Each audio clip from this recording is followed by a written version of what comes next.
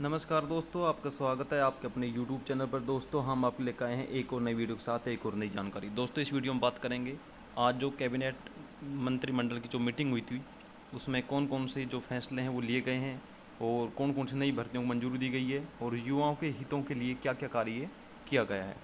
तो इस वीडियो में विस्तार से सभी के बारे में हम चर्चा करेंगे। सबसे पहले, अगर आप चैनल पर नए हैं तो कृपया चैनल को सब्सक्राइब जरूर कर लें, जिससे किसी प्रकार की अपडेट आपको लगातार मिलती रहें। ये जो मीटिंग हुई थी आज की डेट में शाम को, उसके बाद में जो राजस्थान सरकार की जो डेली जो सूजस बुलेटिन ई बुलेटिन जो PDF डाली जाती है वो ये आज की डेट की आप देख सकते हैं 27 अगस्त की। तो सबसे जो वेटेड मतलब जिसका भर्ती का सबको इंतजार था 2013 जो LDC भर्ती थी, पंचायत राज जो कनिष्ठ लिपिक सीधी भर्ती 2013 थी, उसके जो इंतजार कर रहे थे तो उनकी अच्छी खुशखबरी कि इसमें 4000 पद भरे जाएंगे। सबसे पहली खुशखबरी ये है आपके लिए, ठीक है। तो इसमें अगर बात करें तो मुख्यमंत्री श्री अशोक गहलोत की अध्यक्षता में शनिवार को मुख्यमंत्री निवास पर राज्य मंत्रिमंडल की बैठक आयोजित हुई। बैठक में प्रदेश के युवाओं के हितों में अनेक अहम फैसले लिए गए हैं, ठीक है।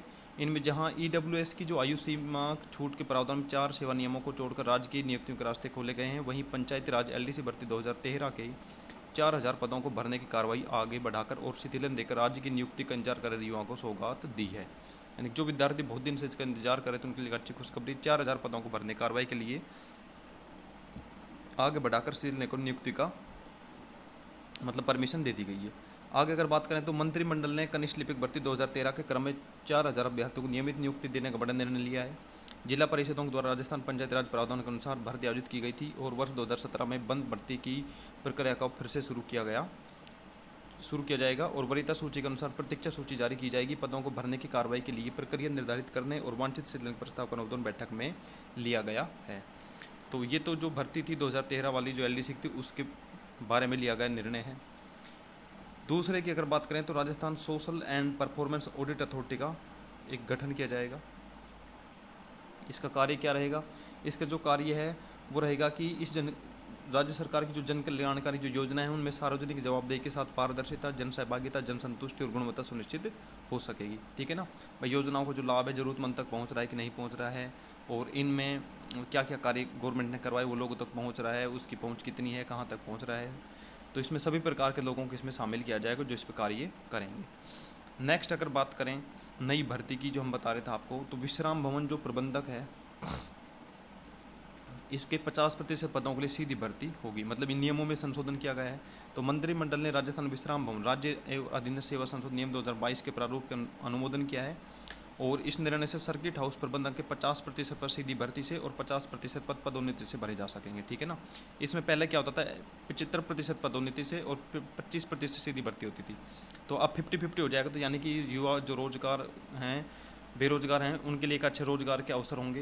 यानी कि जो भी सीटें होंगी इनमें से 50% सीधी डायरेक्ट भर्ती के द्वारा भरी जाएंगी। तो ये एक नई भर्ती है मतलब आपके हिसाब से, और इसमें 50% सीट अब जो है सीधी भर्ती के द्वारा भरी जाएगी, ठीक है। इसके अलावा अगर नई बात करें दूसरी तो EWS को राहत और 4 सेवा नियमों में अधिकतम आयु में भी छूट दी गई है, ठीक है ना, EWS के द्वारा। अब राजस्थान पुस्तकालय अध्यक्ष और शारीरिक जो प्रशिक्षक अनुदेशक सेवा, ठीक है ना, महाविद्यालय शाखा नियम और राजस्थान विज्ञान और प्रौद्योगिकी राज्य अधीन सेवा नियम और राजस्थान होमगार्ड अधीन सेवा नियम और राजस्थान विश्राम भवन सेवा नियम में भी आयु सीमा में छूट मिलेगी EWS को।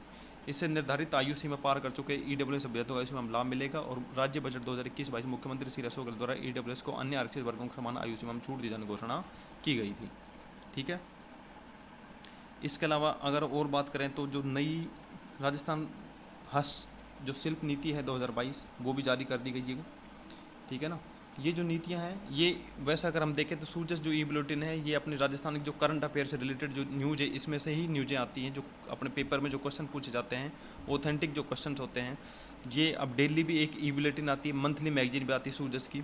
तो मंथली में ये डेली का ही मतलब सार होता है, तो आप डेली भी पढ़ सकते हैं। ये जो PDF है हमारे टेलीग्राम चैनल पर आपको अपडेट होती रहती है, वहाँ पे भी आपको मिल जाएगी और यूट्यूब के माध्यम से हम आप इसकी जो न्यूज़ें हैं अपडेट हैं वो हम लगातार देते रहते हैं। तो इन्होंने जो राजस्थान हस्तशिल्प जो नीति 2022 है वो जारी की है, इसमें हस्तशिल्पियों के उत्थान में कार्य किए जाएंगे, साथ ही राज्य में रोजगार के नए अवसर बढ़ेंगे, ठीक है ना। इसमें क्या किया जाएगा, हस्तशिल्प की ब्रांड बिल्डिंग, मार्केटिंग के लिए सहायता, सामाजिक सुरक्षा, ऋण की सुविधा, छात्रवृत्ति, मेलों में हिस्सा लेने पर सहायता, मतलब ये अनेक कार्य जो इनको मतलब बढ़ावा देने के लिए ये नीति जारी की गई है। और अगर बात करें तो राज्य सरकार ने शहीदों के आश्रितों को भी अनुकंपा नियुक्ति में राहत दी है। ठीक है, नवासा नवासी या भाई बहन और उनके पुत्र और पुत्रों भी आश्रित श्रेणी में शामिल होंगे। ये मतलब एक अच्छी खुशखबरी है। तो जो अब से पहले जैसे शहीद होते थे उनके आश्रितों में जैसे उनके बेटे को, उनकी पत्नी को नौकरियां दी जाती थी, अब इसमें क्या किया उन्होंने, नवासा नवासी, यानी कि उनके अगर कोई वृद्ध एज आदमी था उसके बेटे के भी बेटों को, बेटी के बेटों को भी, मतलब अपनी लड़की के लड़कों को भी, ठीक है, नवासे नवासी हो, चाहे भाई बहन हो, उनके पुत्र और पुत्री को भी आश्रित श्रेणी में काउंट किया जाएगा। ठीक है ना। अभी तक मतलब 15 अगस्त 1947 से 31 दिसंबर 1970 के अवधि के शहीद के एक आश्रित को राज्य की सेवा में नियोजित करने का प्रावधान है। अभी से बढ़ाकर 31 दिसंबर 1971 तक की अवधि कर दी गई है और इससे 1971 के युद्ध में शहीद हुए जवानों के परिजनों को भी लाभ मिल सकेगा। ठीक है ना। अब कुटुंब के सदस्य के रूप में शहीदों की पत्नी, पुत्र, दत्तक पुत्र, पुत्री, दत्तक पुत्री, पौत्र, दत्तक पौत्र, पौत्री, दत्तक पौत्री के साथ साथ नवासा, दत्तक नवासा, मतलब इन सबको इसमें शामिल कर लिया गया है। ठीक है।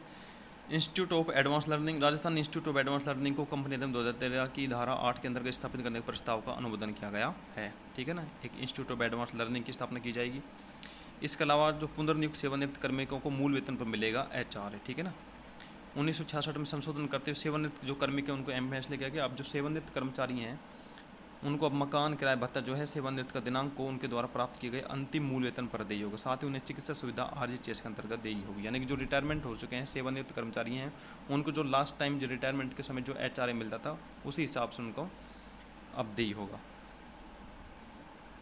इसके अलावा अगर और बात करें तो जो मंत्रिमंडल में आज कई जो नई चीज़ों पर अहम फैसले लिए गए हैं तो उनमें एक है, मंत्रिमंडल ने राजस्थान विधानसभा सचिवालय के अन्वेषण और संदर्भ शाखा में प्रमुख अनुसंधान और संदर्भ अधिकारी के पद पर पदोन्नति पर संबंधित प्रस्ताव का अनुमोदन किया है। इसके अलावा जो भरतपुर जिले की चिकित्सा महाविद्यालय का नामकरण श्री जगन्नाथ पहाड़िया के नाम से कर दिया है। ठीक है ना। और Rajasthan out of often appointment to sports medal winners rule 2017 संशोधन किया है। इससे राजस्थान राज्य के निवासी जो किसी अन्य राज्य अथवा केंद्र सरकार में अधिकारी कर्मचारी उनके द्वारा खेलों में पदक जीतने पर भी उनको पे प्रोटेक्ट करते हुए समकक्ष पद पर उन्हें राजस्थान में नियुक्ति दी जा सकेगी। ठीक है। और एक और जो आपको पता है कि राजस्थान में क्या है, प्लेस ऑन व्हील्स नाम से ट्रेन चलती हैं स्पेशल सैलानियों के लिए, विदेशी सैलानियों के लिए या कोई भी जो घूमने आते हैं उनके लिए। तो 2022-23 से भारतीय रेलवे की भारतीय गौरव ट्रेन पॉलिसी के अंतर्गत संचालन रखरखाव मॉडल पर संचालित किया जाएगा। दोबारा से मतलब ये स्टार्ट होगी। तो ये सब जो आज की ई बुलेटिन थी इसके अंदर जो महत्वपूर्ण अपडेट थी वो हमने आप तक पहुँचाई है। इसमें जो LDC भर्ती का इंतजार करते हैं उनके लिए जो 2013 का वेटिंग लिस्ट का वेट कर रहे थे 4000 पद सीधे उसी से भरे जाएंगे। बाकी जो पद इसमें लगभग बता रहे थे जो नई भर्ती आएगी फिर उसमें ये जोड़े जाएंगे। अब अगर आगे पूरी जो सूझ सी बुलेटिन हम दिखाते हैं 4 पेज की आती है टोटल, इसमें जैसे पूरी डिटेल होती है गवर्नमेंट्स की। अब यहाँ पे जैसा आप देख रहे होंगे 9 लाख से अधिक महिलाएं मैदान में, यानी कि जो राजीव गांधी ग्रामीण ओलंपिक जो खेल अब की बार स्टार्ट होने वाले हैं उनको लेकर इसमें ये बताया गया है।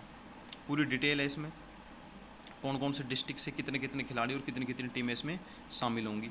तो ये भी एक GK का क्वेश्चन बन जाता है करंट अफेयर में, मतलब राजीव गांधी ग्रामीण ओलंपिक खेल कब से शुरू हुए थे और कब तक चले थे। आगे कोई भी पेपर में ये क्वेश्चन पूछा जा सकता है। तो 29 अगस्त से स्टार्ट होने जा रहे हैं ये और 5 अक्टूबर तक ये चलेंगे। ठीक है ना। ये ई बुलेटिन थी। इसके बाद में यहाँ पे आप देख सकते हैं सारा मतलब राजीव गांधी जो ग्रामीण ओलंपिक खेलों से रिलेटेड है। उसके बाद में मुख्यमंत्री ने करौली जिले के जो बाढ़ प्रभावित क्षेत्रों का हवाई जो दौरा किया था उसकी यहाँ पे डिटेल दे रखी है। और फिर छोटी छोटी खबरें और हैं, ये जो मैंने अभी बताया था कि प्रदेश में जल्दी ही दौड़ेगी प्लेस ऑन व्हील्स है जो। ठीक है। ये न्यूज़ इस प्रकार मतलब ये इनकी पूरी 4 पेज की ई बुलेटिन आती है। तो आज अहम इसलिए थी क्योंकि आज कैबिनेट की मंत्रिमंडल की जो बैठक हुई थी उसमें कई निर्णय लिए गए थे, वो हमने इस वीडियो के माध्यम से आप तक पहुंचाने की कोशिश करी है और हम आशा करते हैं ये आपको ज़रूर पसंद आई होगी। और अगर आपने अभी तक चैनल को सब्सक्राइब नहीं किया तो कृपया चैनल को सब्सक्राइब जरूर कर लें, अपने दोस्तों के साथ भी शेयर करें और हमारे टेलीग्राम चैनल से भी जुड़े रहें जिससे कि आपको लगातार इस प्रकार की PDF फाइल या अपडेट मिलते रहेंगे। धन्यवाद दोस्तों, thank you, all the best, good bye.